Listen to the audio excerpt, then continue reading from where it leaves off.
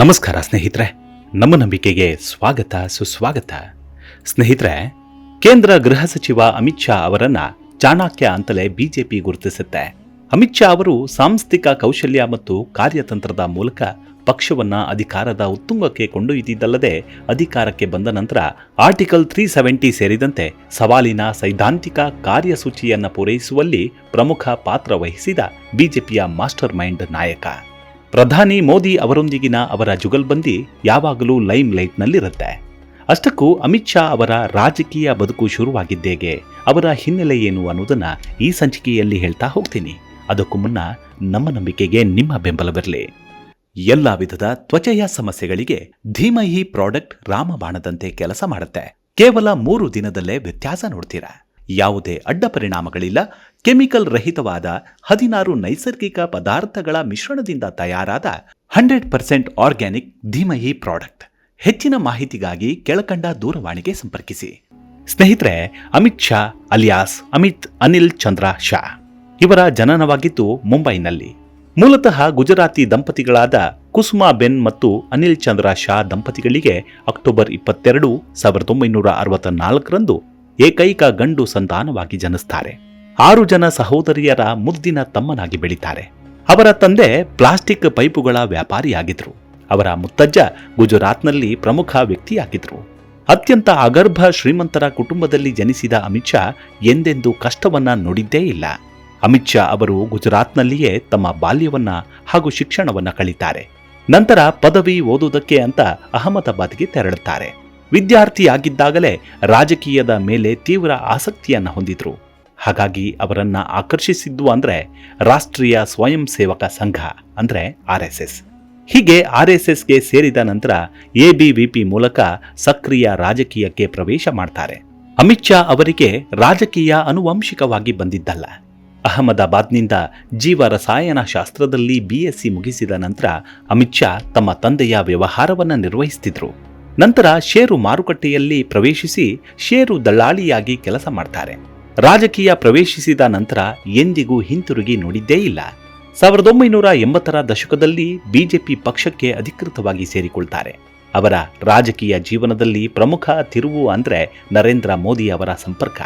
1997ರಲ್ಲಿ ಗುಜರಾತ್ ವಿಧಾನಸಭೆಗೆ ಮೊದಲ ಬಾರಿಗೆ ಆಯ್ಕೆಯಾದ ಅಮಿತ್ ಶಾ 2002ರಿಂದ 2010ರವರೆಗೂ ಗುಜರಾತ್ ಸರ್ಕಾರದಲ್ಲಿ ವಿವಿಧ ಸಚಿವ ಸ್ಥಾನಗಳನ್ನು ನಿಭಾಯಿಸುತ್ತಾರೆ. 2014ರಲ್ಲಿ ಬಿಜೆಪಿ ರಾಷ್ಟ್ರೀಯ ಅಧ್ಯಕ್ಷರಾಗಿ ಆಯ್ಕೆಗೊಂಡ ನಂತರವೇ ಅವರ ನಾಯಕತ್ವದಲ್ಲಿ ಬಿಜೆಪಿ ಅನೇಕ ರಾಜ್ಯಗಳಲ್ಲಿ ಜಯಗಳಿಸಿತು. 2019ರಲ್ಲಿ ಕೇಂದ್ರ ಗೃಹ ಸಚಿವರಾಗಿ ನೇಮಕಗೊಳ್ತಾರೆ. ಅದರಲ್ಲಿ ಹಲವಾರು ಮಹತ್ವದ ನಿರ್ಧಾರಗಳಲ್ಲಿ ಪ್ರಮುಖ ಪಾತ್ರ ವಹಿಸಿದ್ದಾರೆ. ಉದಾಹರಣೆಗೆ ಆರ್ಟಿಕಲ್ 370 ರದ್ದು, ನಾಗರಿಕ ತಿದ್ದುಪಡಿ ಕಾಯ್ದೆ ಅಂದ್ರೆ CAA ತಂದಿದ್ದು ಅತ್ಯಂತ ಪ್ರಮುಖವಾದದ್ದು. 1987ರಲ್ಲಿ BJYM ಅಂದ್ರೆ ಭಾರತೀಯ ಜನತಾ ಯುವ ಮೋರ್ಚಾಗೆ ಸೇರಿ ತಮ್ಮ ಸಕ್ರಿಯ ರಾಜಕೀಯ ಜೀವನವನ್ನ ಪ್ರಾರಂಭಿಸುತ್ತಾರೆ. 1997ರಲ್ಲಿ ಅವರನ್ನ BJYMನ ರಾಷ್ಟ್ರೀಯ ಖಜಾಂಚಿಯಾಗಿ ನೇಮಿಸಲಾಗುತ್ತೆ. 1989ರಲ್ಲಿ ಅಹಮದಾಬಾದ್ ನಗರ ಕಾರ್ಯದರ್ಶಿಯಾಗ್ತಾರೆ. ಅಮಿತ್ ಶಾ ರಾಮ ಜನ್ಮಭೂಮಿ ಚಳುವಳಿಯ ಅಭಿಯಾನವನ್ನ ಯಶಸ್ವಿಯಾಗಿ ಮುನ್ನಡೆಸುತ್ತಾರೆ. ಈ ಅವಧಿಯಲ್ಲಿ ಅಮಿತ್ ಶಾ ಅವರಿಗೆ ಆ ಸಮಯದಲ್ಲಿ ಗಾಂಧಿನಗರ ಲೋಕಸಭಾ ಕ್ಷೇತ್ರದಿಂದ ಸ್ಪರ್ಧಿಸುತ್ತಿದ್ದ ಲಾಲ್ ಕೃಷ್ಣ ಅಡ್ವಾಣಿಯವರ ಸಂಪರ್ಕ ಬರುತ್ತೆ. ಅಮಿತ್ ಶಾ ಅಡ್ವಾಣಿಯವರ ಮೊದಲ ಅವಧಿಯಿಂದ ಅಮಿತ್ ಶಾ ಅವರು 2009ರವರೆಗೂ ಅಡ್ವಾಣಿಯವರ ಚುನಾವಣಾ ಸಂಯೋಜಕರಾಗಿ ಸೇವೆ ಸಲ್ಲಿಸಿದ್ದಾರೆ. 1995ರಲ್ಲಿ ಗುಜರಾತ್ ರಾಜ್ಯ ಹಣಕಾಸು ನಿಗಮದ ಅಧ್ಯಕ್ಷರಾಗ್ತಾರೆ. ಅವರ ಅಧಿಕಾರ ಅವಧಿಯಲ್ಲಿ ನಿಗಮವನ್ನ ಆರ್ಥಿಕ ನಷ್ಟದಿಂದ ಹೊರತಂದಿದ್ದಲ್ಲದೆ ಅದರ ಲಾಭವನ್ನ 214% ಹೆಚ್ಚಿಸುತ್ತಾರೆ. ಶಾ ಅವರ ಅಧ್ಯಕ್ಷತೆಯಲ್ಲಿ ನಿಗಮವು ಮೊದಲು ಗುತ್ತಿಗೆ, ಕಾರ್ಯನಿರತ ಬಂಡವಾಳ, ಅವಧಿ ಸಾಲಗಳು ಮತ್ತು ಟ್ರಕ್ ಸಾಲಗಳನ್ನು ಪರಿಚಯಿಸುತ್ತೆ.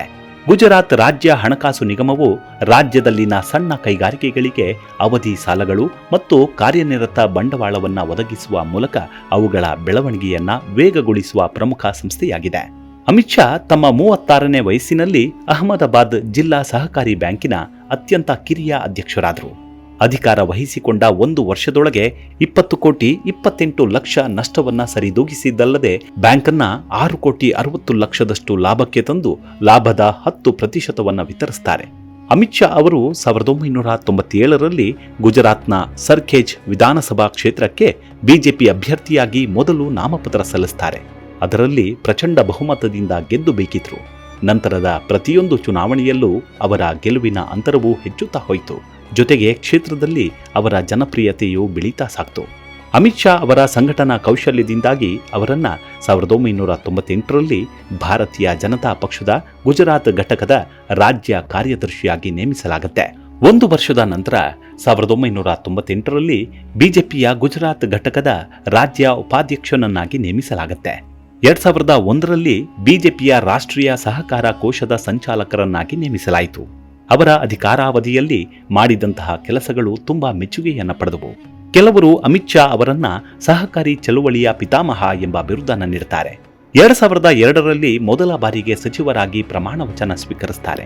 ತರುವಾಯ ಗುಜರಾತ್ ಸರ್ಕಾರದಲ್ಲಿ ಸಚಿವರಾಗಿ ಗೃಹ, ಸಾರಿಗೆ, ನಿಷೇಧ, ಸಂಸದೀಯ ವ್ಯವಹಾರಗಳು, ಕಾನೂನು ಮತ್ತು ಅಬಕಾರಿ ಮುಂತಾದ ಪ್ರಮುಖ ಖಾತೆಗಳನ್ನು ನಿರ್ವಹಿಸುತ್ತಾರೆ.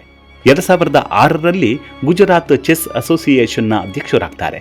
ಅವರ ಅಧಿಕಾರಾವಧಿಯಲ್ಲಿ ಮೊದಲ ರಾಷ್ಟ್ರೀಯ ಚೆಸ್ ಪಂದ್ಯಾವಳಿ ಗುಜರಾತ್ನಲ್ಲಿ ನಡೆಯುತ್ತೆ. ತರುವಾಯ 2009ರಲ್ಲಿ ಅಮಿತ್ ಶಾ ಅವರನ್ನ ಅಹಮದಾಬಾದ್ ಕೇಂದ್ರ ಮಂಡಳಿಯ ಕ್ರಿಕೆಟ್ ಸಂಘದ ಅಧ್ಯಕ್ಷರನ್ನಾಗಿ ಮತ್ತು ಗುಜರಾತ್ ರಾಜ್ಯ ಕ್ರಿಕೆಟ್ ಸಂಘದ ಉಪಾಧ್ಯಕ್ಷರನ್ನಾಗಿ ನೇಮಿಸಲಾಗುತ್ತೆ. ಅಮಿತ್ ಶಾ ಅವರ ಜೀವನವು ಹಲವು ಏರಿಳಿತಗಳನ್ನು ಕಂಡಿದೆ. 2010ರಲ್ಲಿ ಅವರನ್ನ ನಕಲಿ ಎನ್ಕೌಂಟರ್ ಪ್ರಕರಣದಲ್ಲಿ ಸಿಲುಕಿಸಿ ಜೈಲಿಗೆ ಕಳುಹಿಸಲಾಗುತ್ತೆ. 2015ರಲ್ಲಿ ವಿಶೇಷ ಸಿಬಿಐ ನ್ಯಾಯಾಲಯವು ಎನ್ಕೌಂಟರ್ ಪ್ರಕರಣದಲ್ಲಿ ಅವರನ್ನ ಖುಲಾಸೆಗೊಳಿಸುತ್ತೆ. ಅಮಿತ್ ಶಾ ಅವರ ಸಾಮರ್ಥ್ಯವನ್ನು ಗುರುತಿಸಿದ ಬಿಜೆಪಿಯ ರಾಷ್ಟ್ರೀಯ ನಾಯಕತ್ವವು 2014ರ ಲೋಕಸಭಾ ಚುನಾವಣೆಗೆ ಮುನ್ನ ಅಮಿತ್ ಶಾರನ್ನ ರಾಷ್ಟ್ರೀಯ ಪ್ರಧಾನ ಕಾರ್ಯದರ್ಶಿಯಾಗಿ ನೇಮಿಸಿ 80 ಸಂಸದರನ್ನ ಹೊಂದಿರುವ ಉತ್ತರ ಪ್ರದೇಶದ ಉಸ್ತುವಾರಿಯನ್ನ ವಹಿಸುತ್ತೆ. ತರುವಾಯ 2014ರ ಲೋಕಸಭಾ ಚುನಾವಣೆಯಲ್ಲಿ ಬಿಜೆಪಿ ಉತ್ತರ ಪ್ರದೇಶದ 80 ಲೋಕಸಭಾ ಸ್ಥಾನಗಳಲ್ಲಿ 71 ಸ್ಥಾನಗಳನ್ನು ಗೆಲ್ಲುವ ಮೂಲಕ ಐತಿಹಾಸಿಕ ಗೆಲುವು ಸಾಧಿಸುತ್ತೆ. ನಂತರ ಬಿಜೆಪಿಯ ರಾಷ್ಟ್ರೀಯ ಅಧ್ಯಕ್ಷರನ್ನಾಗಿ ನೇಮಿಸಲಾಗುತ್ತೆ. ಶಾ ಪಕ್ಷದ ಅತ್ಯಂತ ಕಿರಿಯ ಅಧ್ಯಕ್ಷರಾಗ್ತಾರೆ. ಜನವರಿ 24, 2016ರಂದು ಬಿಜೆಪಿಯ ರಾಷ್ಟ್ರೀಯ ಅಧ್ಯಕ್ಷರಾಗಿ ಮರು ಆಯ್ಕೆಯಾಗ್ತಾರೆ. ಲೋಕಸಭಾ ಚುನಾವಣೆಯಲ್ಲಿ ಗೆದ್ದ ನಂತರ ಮೋದಿ ಸರ್ಕಾರ 2ನೇ ಬಾರಿಗೆ ಕೇಂದ್ರದಲ್ಲಿ ಅಧಿಕಾರಕ್ಕೆ ಬಂದಾಗ ಅಮಿತ್ ಶಾ ಅವರನ್ನ ಕೇಂದ್ರ ಗೃಹ ಸಚಿವರನ್ನಾಗಿ ನೇಮಿಸಲಾಗುತ್ತೆ. ತರುವಾಯ ಜಮ್ಮು ಮತ್ತು ಕಾಶ್ಮೀರದಿಂದ 370ನೇ ವಿಧಿಯನ್ನ ತೆಗೆದುಹಾಕುವುದು ಸೇರಿದಂತೆ ಹಲವಾರು ಐತಿಹಾಸಿಕ ಕ್ರಮಗಳನ್ನು ತೆಗೆದುಕೊಳ್ತಾರೆ. ಅಮಿತ್ ಶಾ ಅವರ ಅಮೋಘ ಸಾಧನೆಯೆಂದರೆ ಮೊದಮೊದಲು ಬಿಜೆಪಿಯ ತರಬೇತಿ ಶಿಬಿರಗಳಲ್ಲಿ 3,500 ಜನ ಭಾಗವಹಿಸುತ್ತಿದ್ರು.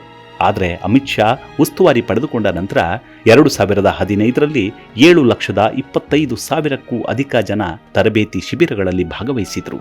ಶಾ ಅವರ ಮುಂದಾಳತ್ವದಲ್ಲಿ ಬಿಜೆಪಿಯ ಸದಸ್ಯತ್ವದ ಸಂಖ್ಯೆ 3 ಕೋಟಿಯಿಂದ 11 ಕೋಟಿಗೆ ಏರಿದ್ದು ಅಸಾಮಾನ್ಯ ಸಾಧನೆಯಾಗಿದೆ. ಇನ್ನು ಅಮಿತ್ ಶಾ ಅವರ ವೈಯಕ್ತಿಕ ಜೀವನವನ್ನೊಮ್ಮೆ ಗಮನಿಸಿದ್ರೆ ಅಮಿತ್ ಶಾ 23ನೇ ವಯಸ್ಸಿನಲ್ಲಿ ವಿವಾಹವಾಗ್ತಾರೆ.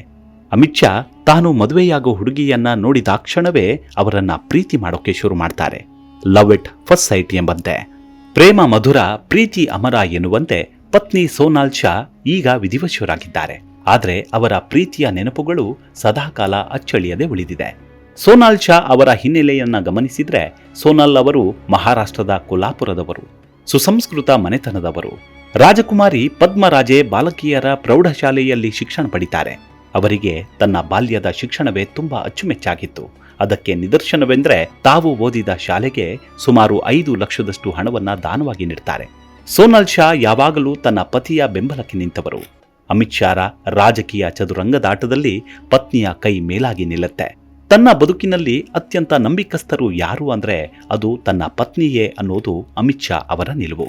ಸುಮಾರು 40 ವರ್ಷಗಳ ದಾಂಪತ್ಯದಲ್ಲಿ ಸೋನಾಲ್ ಮತ್ತು ಅಮಿತ್ ಶಾ ತಮ್ಮ ರಾಜಕೀಯ ಮತ್ತು ವೈಯಕ್ತಿಕ ಜೀವನದ ನಡುವೆ ಬಲವಾದ ಸಮತೋಲನವನ್ನು ಕಾಯ್ದುಕೊಂಡು ಬಂದಿದ್ದಾರೆ. ಇಬ್ಬರು ಜೊತೆಯಾಗಿ ಅನೇಕ ಸವಾಲುಗಳನ್ನು ಎದುರಿಸಿದ್ದಾರೆ. ಸೋನಾಲ್ ಅವರ ಅಚಲ ಬೆಂಬಲವೇ ಶಾ ಅವರ ಯಶಸ್ಸಿನಲ್ಲಿ ಪ್ರಮುಖ ಪಾತ್ರ ವಹಿಸಿದೆ ಅಂದ್ರೂ ತಪ್ಪಾಗಲಾರದು. ಮಗ ಜೈ ಶಾ ಕೂಡ ತಂದೆಯ ಹೆಜ್ಜೆಯನ್ನೇ ಅನುಸರಿಸಿದ್ದಾರೆ. ಪ್ರಸ್ತುತ ಬಿಸಿಸಿಐನ ಕಾರ್ಯದರ್ಶಿಯಾಗಿ ಸೇವೆ ಸಲ್ಲಿಸುತ್ತಿದ್ದಾರೆ.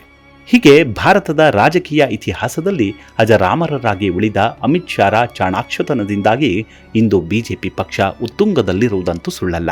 ಈ ಚಾಣಾಕ್ಷನೇ ರಾಜಕೀಯ ಚದುರಂಗದಾಟದ ಮಾಸ್ಟರ್ ಮೈಂಡ್ ಅನ್ನೋದು ನುರಿತ ತಜ್ಞರ ಅಭಿಪ್ರಾಯ ಕೂಡ. ಇವಿಷ್ಟು ಅಮಿತ್ ಶಾ ಅವರ ಕುರಿತಾದ ಕೆಲವೊಂದಷ್ಟು ಮಾಹಿತಿ. ಮುಂದಿನ ಸಂಚಿಕೆಯಲ್ಲಿ ಮತ್ತೆ ಸಿಗೋಣ. ಅಲ್ಲಿವರೆಗೂ ನಿಮ್ಮ ಆರೋಗ್ಯದ ಕಡೆ ಗಮನವಿರಲಿ. Take care. ನಮಸ್ಕಾರ.